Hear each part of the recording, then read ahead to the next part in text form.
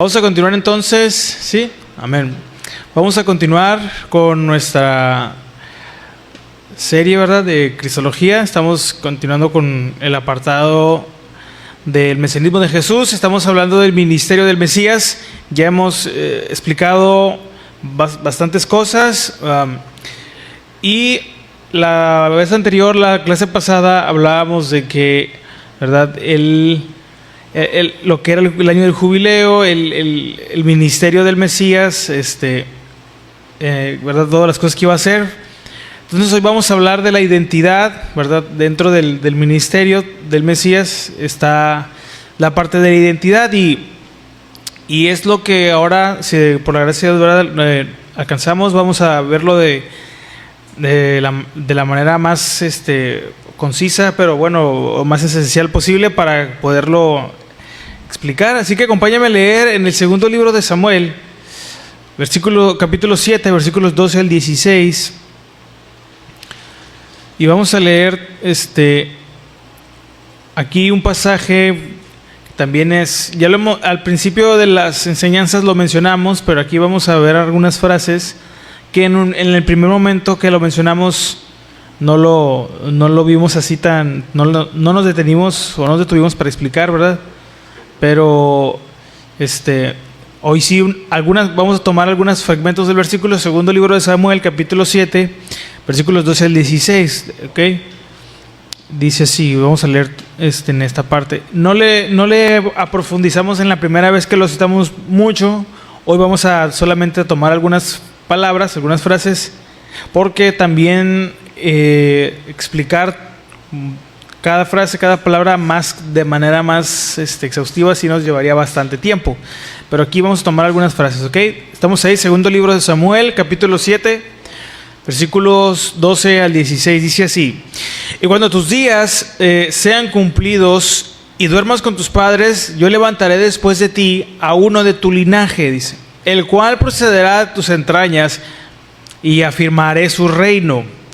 13. Él edificará casa a mi nombre y yo afirmaré para siempre el trono de su reino. Yo seré a él padre y él me será a mí hijo. Y si él hiciere mal, yo le castigaré con vara de hombres y con azotes de hijos de hombres, pero mi misericordia no se apartará de él como la aparté de Saúl, al cual quité de delante de ti. 16. Y será afirmada tu casa y tu reino para siempre delante de tu rostro, y tu trono será estable eternamente. Amén. Acompáñame a hacer una oración para ponernos en las manos de Dios y continuar. Amén. Oremos. Padre, gracias te damos en esta noche ya por tu amor y tu misericordia, por este tiempo que nos has permitido, porque todo lo que nos has concedido hasta este momento. Gracias te damos, Señor. Te pedimos que nos concedas de la guía de tu Espíritu Santo de principio a fin en este momento, para aprovechar de estudios, Señor, para poder todos juntos ser bendecidos, Padre, ser edificados, ser alimentados, ser instruidos y redarguidos a través de tu palabra. Aunque esto es una clase, tú sigues hablando a nuestros corazones. Te lo pedimos en el nombre de Jesús, y todos juntos decimos amén y amén. Ok, bueno, entonces la identidad del Mesías, un título que también recibiría o recibe el Mesías es hijo de David. Miren, en el pensamiento hebreo, ser hijo de no es algo que no solo indicaba descendencia biológica, ¿ok?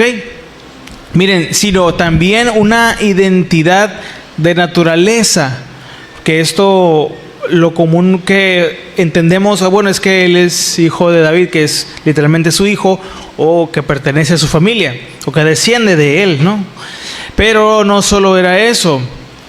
Y en este pasaje vamos a ver algunas cosas, pero antes, en el hebreo, hijo de David se dice Ben David, ¿ok? La palabra Ben proviene de la raíz baná, que significa construir. Eso es muy interesante porque ahorita lo que vamos a ver en algunas frases del pasaje. Dice, el hijo, fíjense, es quien construye, o sea, según el significado original de la palabra o de la raíz, es quien construye o continúa el nombre y la misión del Padre. Antiguamente estaba más más relacionado eso, o estaba un poco más conectado en la cultura, ¿verdad?, hebrea y en las culturas antiguas.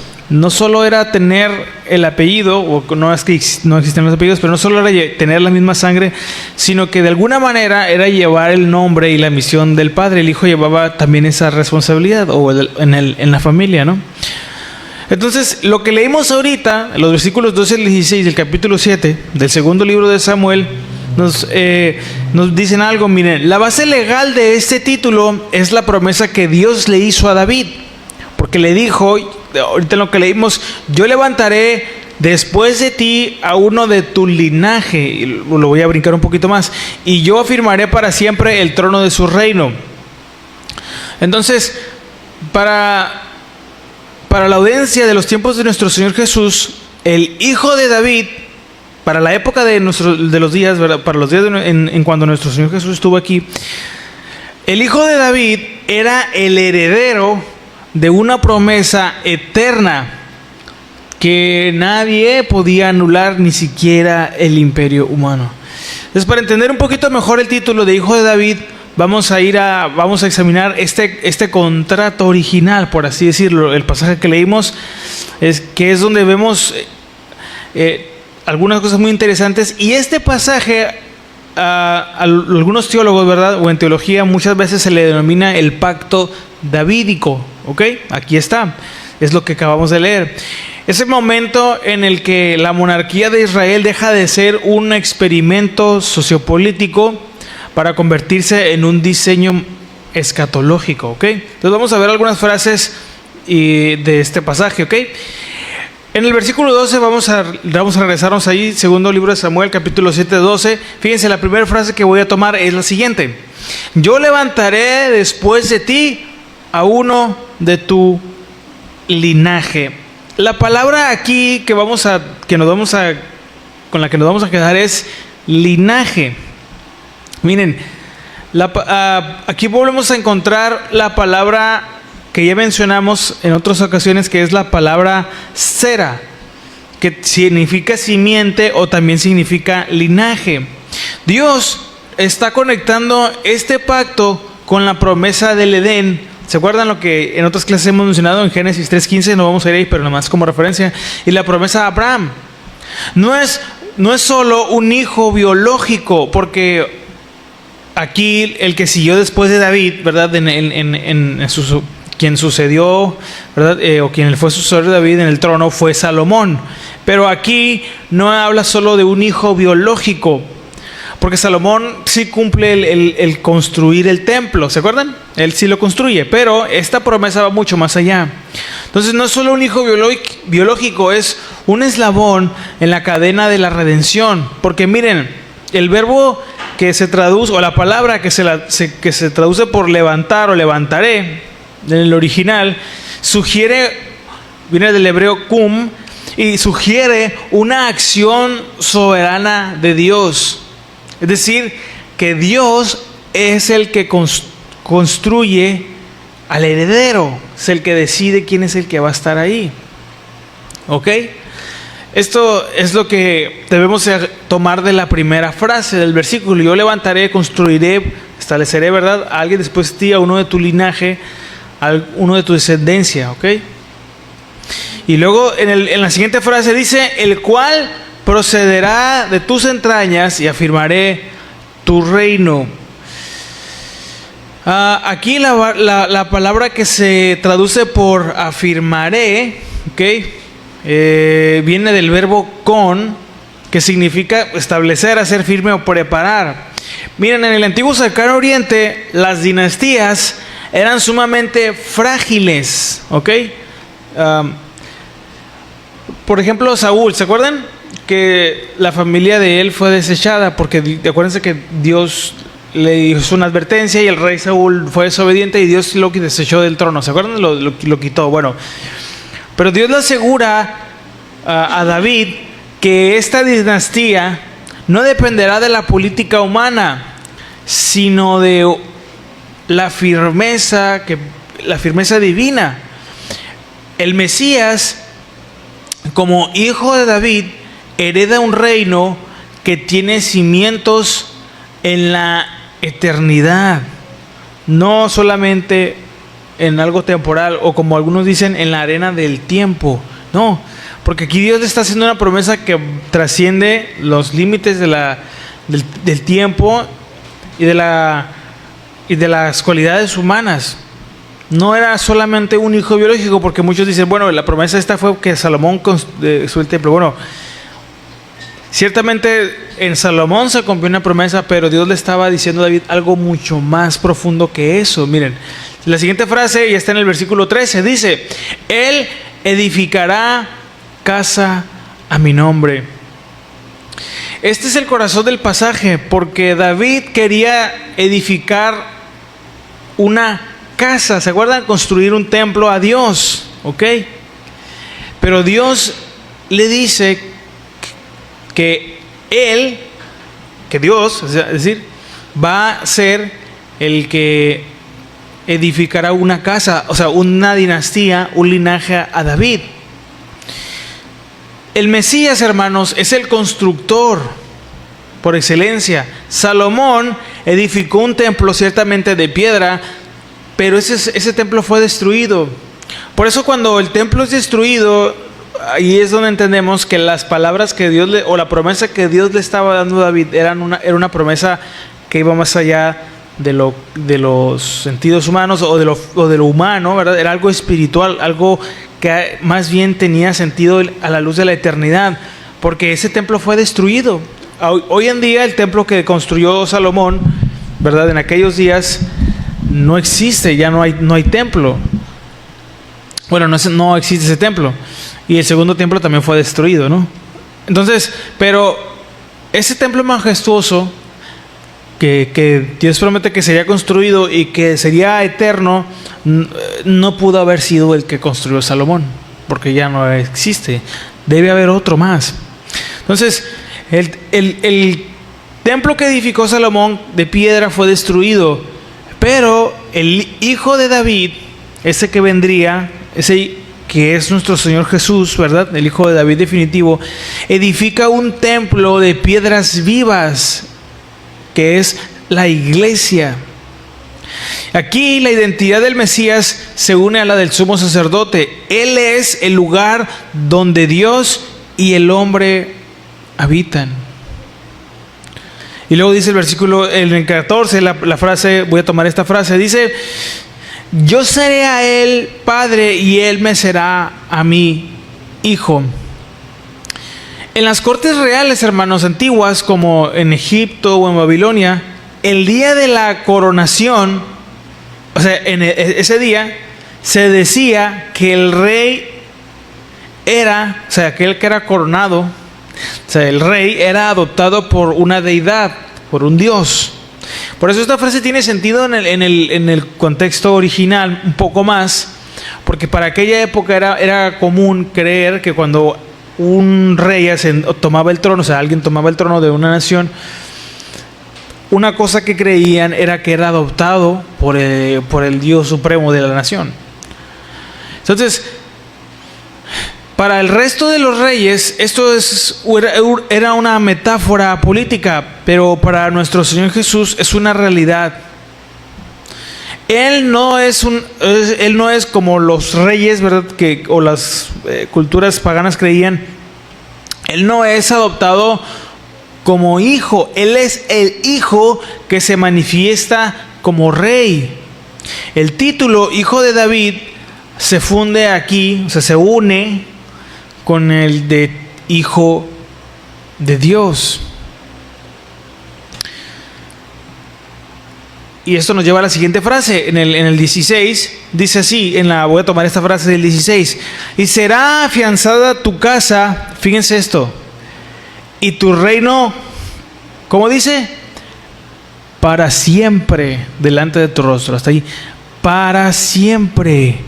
Aquí es la palabra que se traduce, o el original, que se traduce para siempre, viene del hebreo ad olam, ¿ok? Que quiere decir para siempre o por la eternidad. Esa es otra traducción que puede tener. Y aquí sucede algo muy interesante. Humanamente, esta promesa parece haber fallado, Porque, humanamente hablando, y vamos a explicar por qué. Ya que en el año 586 a.C., cuando Babilonia destruyó Jerusalén, quitó al último rey davídico. O sea, dejó de haber un descendiente de David en el trono. Esto es históricamente cierto. Y si alguien ve y lee la historia y dice, entonces, ¿pero por qué? Si Dios dijo que sería para siempre. Si Dios le prometió que para siempre, ¿verdad?, su casa sería afianzada y su reino también. Bueno, ¿cuál es la respuesta aquí? Si la promesa es ad olam, o sea, eterna, y el trono terrenal desapareció, entonces esto nos lleva a mirar hacia el futuro, ¿ok? La lógica teológica, vaya por así decirlo, nos lleva a mirar hacia el futuro. El Mesías no tiene que ser alguien, o más bien, el Mesías tiene que ser alguien, o sea, para que alguien pueda durar para siempre, ¿qué tiene que ser? Eterno. Entonces el Mesías tiene que ser alguien que no pueda morir, o que habiendo muerto viva para siempre. Porque el trono, para que el trono, sea verdaderamente eterno, o sea, nunca deja de ser un trono, el rey que lo tome debe también ser eterno. Entonces, el nacimiento de nuestro Señor Jesús es la respuesta a este dilema histórico de 600 años de silencio real. Porque Él es el que se va a sentar en el trono eternamente, porque Él es el Rey eterno. Miren, y aquí está la conexión con nuestro Señor Jesús. Cuando el ángel Gabriel visita a María, ¿se acuerdan? Cita casi textualmente este pacto, y vamos a leer Lucas capítulo 1. Acompáñame a leer Lucas capítulo 1, versículos 31 y 32. Porque bueno, va a decir, hermana, pero a ver, pero ¿cómo lo conecto? ¿Dónde lo puedo? Bueno, vamos a ver aquí. Pero si entendemos que si Dios le hizo una promesa a David de que siempre habría, o que para siempre sería su trono, siempre entendemos que, pues lógicamente, el que iba a tomar el trono tenía que no morir, ¿sí o no? Porque un humano, una persona normal, pues moriría. Lucas capítulo 1, vamos al versículo 31. Bueno, vamos desde el 30, 1:30 de Lucas. Fíjense lo que dice ahí.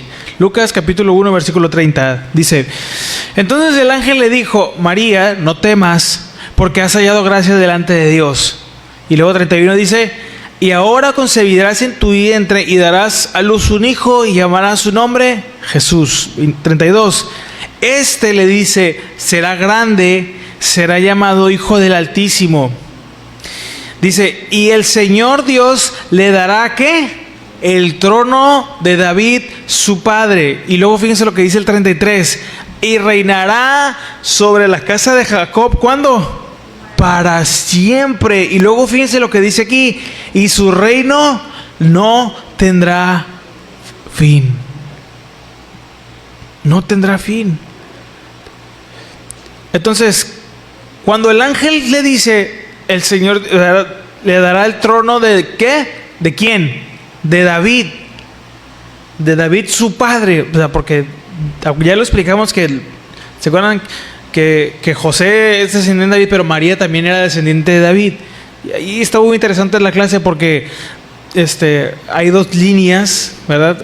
Una que donde Dios a esa línea la maldijo por ser desobediente, pero hubo otra línea que no recibió esa maldición, de la cual desciende María, y ahí es donde, ¿verdad?, sale. Pero bueno, eso ya lo explicamos en otra clase. Entonces le dice, David su padre, ¿y qué? Y su reino no tendrá fin. Entonces nuestro Señor Jesús cumple este pasaje de tres maneras, y aquí lo vamos a conectar con lo que ya explicamos legalmente, porque miren, Legalmente, ¿por qué? Porque al ser adoptado por José, porque él desciende de David, adquiere ese título de ser familia, ¿ok? O sea, legalmente. Y biológicamente, al nacer de María, que también viene del linaje de David. Y en tercer lugar, eternamente. Porque al resucitar, vemos cómo se cumple. La resurrección, hermanos, es el acto que garantiza que el trono de David sea ad olam, eterno, para siempre. Sin resurrección, el pacto davídico habría fallado. Entonces, si vemos cómo tiene sentido que el rey que vendría tendría que ser eterno, es decir, nunca morir. ¿Qué nos enseña eso, hermanos? Bueno, la seguridad está en el pacto y no en la circunstancia. David estaba en un momento de crisis y deseo personal, pero Dios le respondió con una promesa eterna en ese momento. Nosotros, hermanos, como la iglesia, debemos aprender que nuestra seguridad no depende de los templos de piedra. O sea, ¿qué son esos templos de piedra? Pues muchas veces son las cosas que nosotros construimos, ¿verdad? Nuestros planes, nuestros proyectos, todas esas cosas. Ahí no debe estar y ahí no debe descansar nuestra seguridad, sino en la casa que Dios mismo ha construido en Cristo. La casa que es nuestra comunión con Él, nuestra relación. Debe ser lo más importante. ¿Qué más? Miren, si el Mesías es el Hijo de Dios, es el Hijo de David, y nosotros estamos en Cristo, entonces somos parte de esa casa real. Fíjense, por eso tiene sentido lo que... Ahora, ahí estamos con la traducción, ¿verdad? Pero acuérdense el pasaje de Pedro, ¿se acuerdan? Que nos ha hecho reyes, o sea, somos un sacerdocio real. Somos parte de esa casa real. Muchos usan ese pasaje, que hacer paréntesis aquí, ¿verdad? Exegético. Muchos usan ese pasaje de que para presumir que somos hijos del rey, que somos realeza, ¿no? Miren, teológicamente y bíblicamente hablando, una parte de la afirmación es correcta, o toda la afirmación es correcta, que somos hijos de un rey. ¿Usted cree eso? Somos hijos, ahora ya como hijos de Dios, somos hijos del rey.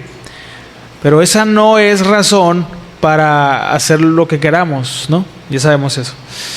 Es para demostrar con nuestro ejemplo. Bueno, entonces nuestra formación cristiana, cierro el paréntesis, debe llevarnos a vivir con la dignidad de quien pertenece a un linaje eterno. O sea, hermanos, pertenecemos como la iglesia a un linaje eterno, no a las modas pasajeras de este mundo, no a las costumbres, ni a las conductas, ni a la cultura de este mundo. ¿Y qué más? Bueno, así como Dios prometió establecer el reino del Hijo de David, Dios promete también establecernos a nosotros. En un mundo donde todo es cambiante, donde a veces hay una expresión que dice todo es líquido, ¿verdad? Todo se diluye muy rápido, todo es cambiante. Nosotros como la iglesia tenemos que apoyarnos en el único trono que Roma y el pecado y la muerte no pudieron anular. Creer en el verdadero gobierno de nuestro Dios, que es el gobierno de nuestro Señor Jesús, y que Él es el quien nos, ¿verdad?, nos establece, nos afirma en medio de las situaciones. ¿Se acuerdan de ese pasaje, verdad? Que más el Dios de toda gracia, ¿verdad?, que os llamó a su gloria eterna, os afirme, establezca, ¿verdad?, para que a Él sea dada la... Hay un canto, ¿se acuerdan? Para que a Él sea dada la gloria. Y el propósito de esta construcción, hermanos, ¿cuál es? Bueno, si Jesús es el Hijo de David, que edifica la casa en nombre de Dios, nosotros somos también de alguna manera sus colaboradores. Nuestra vida tiene un sentido cuando nos unimos a su proyecto de construcción espiritual, que es, ¿verdad?, mostrar la imagen de Dios a la humanidad. Cuando nosotros reflejamos la imagen de Dios a todos. Entonces aquí nos vamos a quedar. Y aquí, si Dios permite, la siguiente clase vamos a continuar. Todavía falta hablar del Mesías guerrero y otras cosas más, pero vamos a seguir la siguiente semana. Cierro con lo siguiente. Cuando la gente gritaba, Hijo de David, eso se lo voy a dejar de tarea, a ver, ahí lo meditamos, ¿no? Cuando la gente gritaba, Hijo de David, por las calles de Judea, cuando estaba ya nuestro Señor Jesús aquí, no estaban pidiendo una limosna, estaban invocando el contrato de 2 de Samuel, capítulo 7, lo que leímos. Estaban diciéndole a Jesús: tú eres el constructor, tú eres el Hijo eterno, tú eres el que hace que la promesa no falle. Hermanos, estudiar este título es estudiar la fidelidad de Dios al paso de los siglos. Y la tarea es leer este pasaje que leímos, el de 2 de Samuel, capítulo 7, ¿verdad?, de los 16, y meditarlo y ver si Él es aplicarlo en nuestra vida, en qué áreas de nuestra vida Él sí es el Hijo eterno. Si Él de verdad nos gobierna, y por qué creemos, cómo estamos seguros de que Él es quien dijo ser, ¿no? Amén. La respuesta está en la clase. Hay un pasaje que dije aquí, con el que lo conecté al final, pero si no, pues una explicación. No lo vamos a rezar, pero como tarea mediten el pasaje y bueno, pues apliquémoslo a nuestra vida. Amén. Si Dios lo permite, entonces la siguiente semana vamos a estar hablando sobre un poquito más. Esta sí también se los voy a encargar. Lean el Salmo 17, porque vamos a hablar un poquito de ese salmo la siguiente semana. El Salmo 17, vamos a hablar un poquito ahí de la figura, el Mesías como un guerrero. Y ya lo mencionamos en algunas partes, ¿verdad? Pero vamos a ver un poquito más de esta figura que también, esta imagen que tenía el pueblo de Israel sobre el Mesías. Amén. Entonces vamos a ponernos en las manos de Dios y vamos a orar. Amén. Oremos. Padre, damos gracias en esta noche una vez más por su amor, su misericordia, por este tiempo que nos permitió de estudiar su palabra, esta clase de la identidad del Mesías. Tú eres el Señor Jesús. Creemos que tú eres ese que vendría a construir ese templo, el verdadero hijo de David eres tú. Así como te dijeron aquellos: Hijo de David, ten misericordia de mí. Creían que tú de verdad venías a construir ese verdadero reino que durará para siempre, que el día que tú te sientes en ese trono, todo el mundo te verá como el rey que eres. Mientras, enséñanos a vivir aprendiéndonos a dejarnos gobernar por ti en todas las áreas de nuestra vida, Señor. Sé el verdadero rey de nuestros corazones, si es que no lo has sido, y si para algunos ya lo eres, pero por alguna razón hemos estado, Señor, en un dilema, escavilando nuestros pensamientos. Convéncenos, conquístanos para verdaderamente vivir bajo tu reino, bajo tu gobernado, bajo tu mesianismo, Señor. Te pedimos que nos lleves como bien a nuestros hogares y ayúdanos a aprovechar nuestros días cada vez que tú nos permitas vivir. Te lo pedimos en el nombre de Jesús, y todos juntos decimos amén y amén.